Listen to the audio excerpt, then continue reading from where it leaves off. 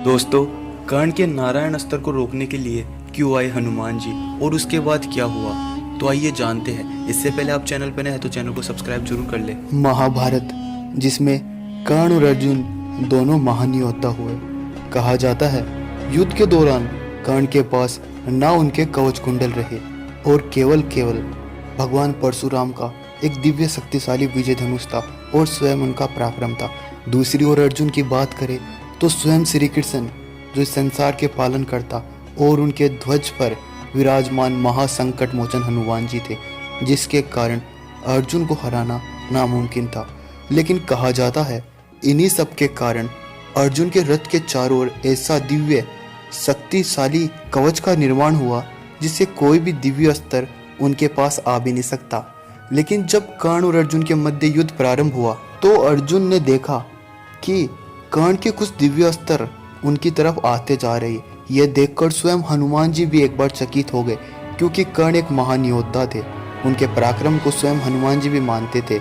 इसीलिए हनुमान जी ने कई बार तो अर्जुन को बचाने के लिए उनके रथ को अदृश्य ही कर दिया, जिसके कारण अर्जुन के प्राण कई बार बच गए।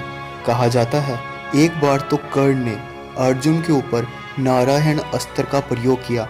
अब बात आती है कि हनुमान जी ने इस अस्त्र से कैसे बचाया था अर्जुन को। कहा जाता है दोस्तों, यह बात महाभारत में अर्जुन से नहीं बल्कि अश्वत्थामा से रिलेटेड है।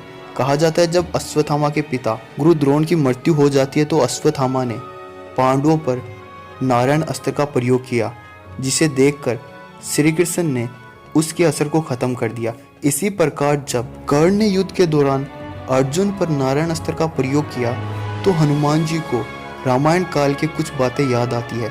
जिस प्रकार मेघनाथ ने लक्ष्मण जी पर नारायण अस्त्र का प्रयोग किया था और उन सब ने उस समय शीश झुकाकर उस अस्त्र को प्रणाम किया और उस अस्त्र का असर टूट जाता है।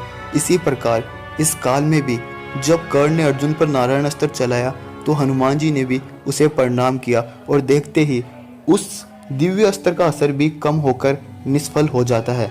तो दोस्तों, इस प्रकार हनुमान जी ने नारायण अस्त्र को विफल कर दिया और अर्जुन के प्राण बचाए। कहा जाता है यदि हनुमान जी चाहते तो उस युद्ध को पल भर में समाप्त कर सकते, लेकिन युद्ध की मर्यादा को रोकने के लिए वह युद्ध में कदापि नहीं आए। दोस्तों, वीडियो पसंद आए तो लाइक और कमेंट में जय बजरंगबली जरूर लिखें।